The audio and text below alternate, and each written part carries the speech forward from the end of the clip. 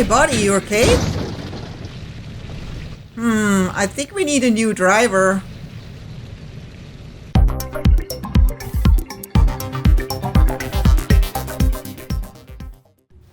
Hello there, my YouTube friends and fans. Welcome to Arma Reforger. I've been following this game for a while now, even when it was like in alpha still. And I always knew that I'm eventually going to play it, and I just purchased it. And I have only played for one day, but for many, many hours, because this game is definitely super addictive, even though it does have quite a few issues. It's got glitches where characters are moving weirdly or glitch through things or don't move the way you expect them. Guns kind of like act up weird when you try to peek around the corner. Lots of little things like that, but we are used to this nowadays from games. They all have those kind of issues. But what's really the worst right now is that it is not really accessible right now. They haven't really paid attention to accessibility. And I, as a UI UX designer, that's something that I always notice right away. But I actually Googled this, and a lot of people complain about the small font that they just can't read. And that's mostly console players, because we all play on, mostly really large TVs, sit away from the screen, and in order to read the text you have to get up and walk up to the screen to read it, which can be quite annoying, especially when you go, for example, through the tutorial. There's so much to read, so you have to get up every few minutes to kind of just see what the heck is it saying, so you know what to do, because you just can't read it. But hopefully they will fix it. They actually have a way for you to submit feedback. So I definitely did, and I know many others did too. So let's see what happens. It is definitely a crucial fix that needs to happen sooner than later. So what I'm playing right here is the conflict mode. After I played hours of multiplayer, I wanted to try it out because it lets you play this solo against AI enemies. And in order to win this mode, you must capture a certain number of strategic sites and hold them for a designated period. And it spawned me in at night, and at first I was like, oh no, I already have a hard time seeing the enemies during the day, let alone at night. But then I was like, what do I have to lose? You die, you respawn. This game is actually really friendly in that aspect. It makes it very easy for you to get right back into the game if you happen to die. So this also makes the game more fun and less frustrating. And so I thought, I'm just going to see. I mean, it's not as dark as you would think. As you can see, you can still see pretty well. And I'm making use of my binoculars here a lot, because I have learned that I feel like, oh, there is no enemies because I don't hear anything, I don't see anything, and I walk straight into their arms. So I'm playing this a lot more careful, more strategic, and just want to kind of get to know the map better. This is only one map that I've played so far. There's other maps, but it's a really gorgeous map. And I want to just get to know it, because when you know a map better, you also can become a much more effective player. And I also want to get to know my gun better, just the controls better. There's still a lot of things that I'm trying to find out, trying to learn. So I just want to become a much more effective soldier. And so I thought this conflict mode is perfect for it. But boy, is it immersive. It's not only the visuals, but also the sounds. Just you all by yourself here on a hill in the early morning when the sun is rising.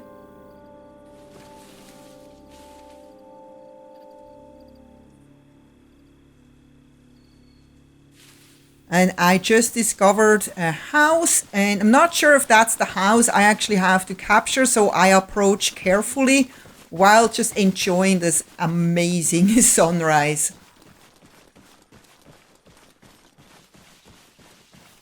So at this point, I still don't know if there's going to be any enemies here surprising me. So I'm very cautious and ready to fire. But so far, nobody here. I don't hear any voices because usually the enemies talk. So I'm pretty sure I am not here, but below that somewhere.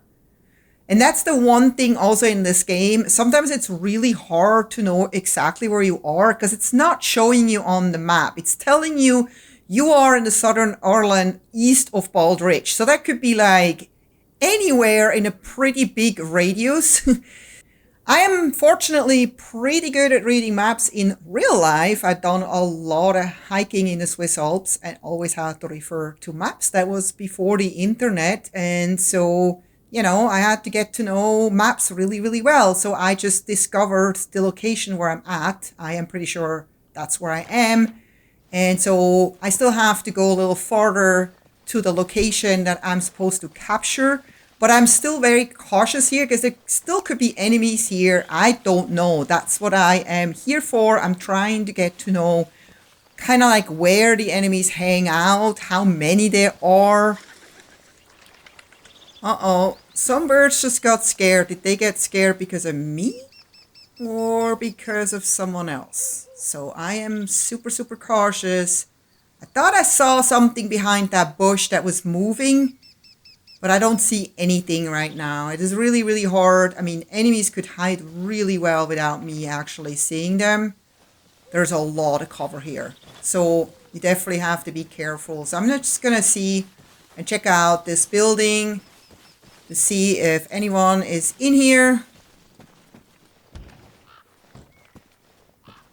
And it actually turns out to be a very, very cozy home that is very similar to the homes that we have in Switzerland up in the mountains. It's got a nice little bathroom here. A bedroom with a beautiful view over the ocean. Some books. I could definitely hang out here, for sure.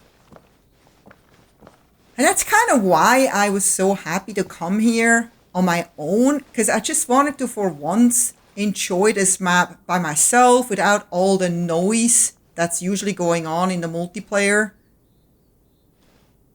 Just a cozy, peaceful morning.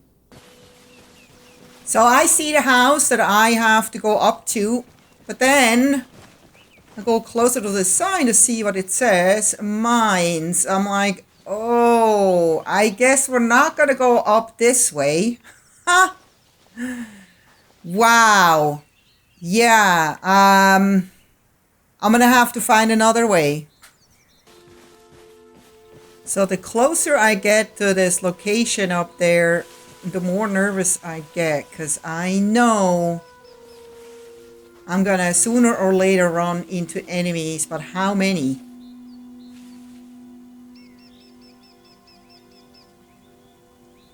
And I was really hoping that I see them before they see me, but I can't see any. But I am super close now, and I know they have to be here somewhere.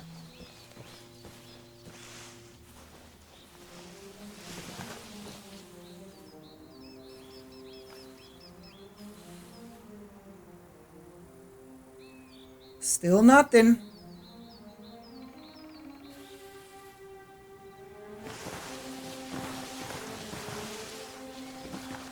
And that's one of the glitches that I'm talking about.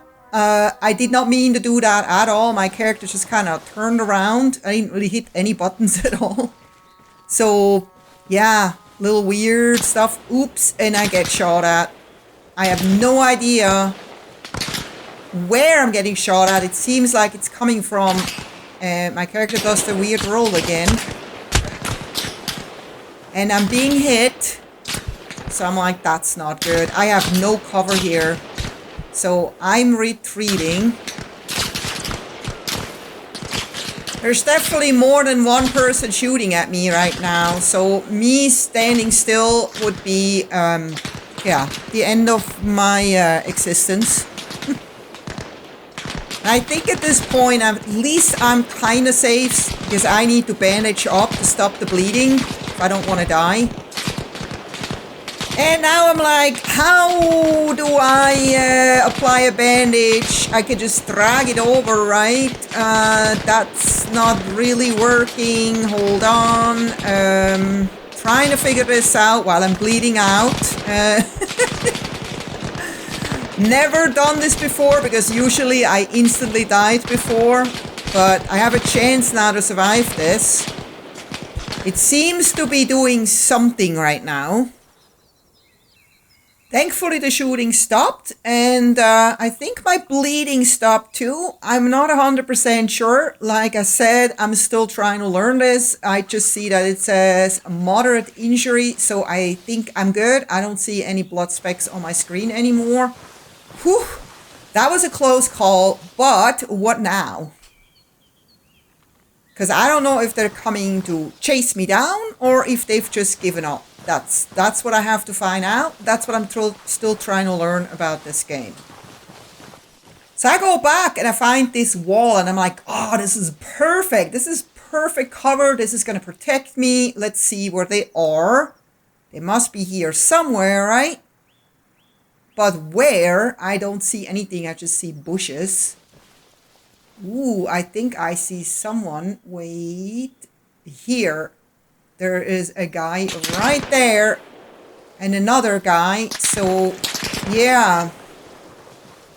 This is going to be tricky because if I stick my head out and they're good shooters, it takes one bullet and I'm dead. So, I want to pop out where they don't expect me to pop out, which is a little bit farther down.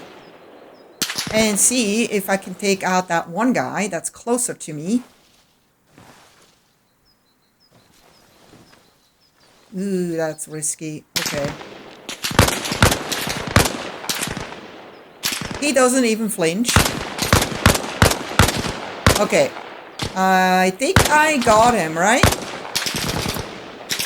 But there's at least 2 or 3 other guys shooting at me right now. So I need to know where they are again.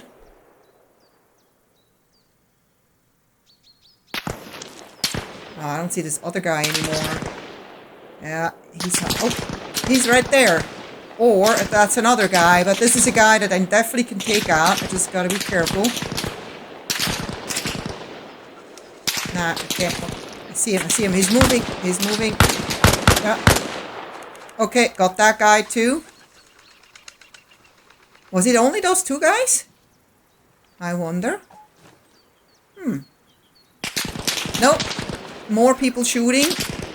But where is it coming from? I have no idea. And yeah, that was me being dumb, sticking out my head way too long. But that's exactly what I was here for. Live and learn, right? So this was my first solo experience in this game, which was really a lot of fun. I did not learn as much though. It's still better to definitely do the whole tutorial that is in this game, which is wonderful. It teaches you pretty much everything you need to know, including flying a chopper, which I totally enjoyed. And I hope you enjoyed this video as much as I enjoyed this game. If you did, please don't forget to give it a thumbs up, subscribe if you haven't yet, and I hope to see you next time. Until then, happy gaming, take care, bye bye.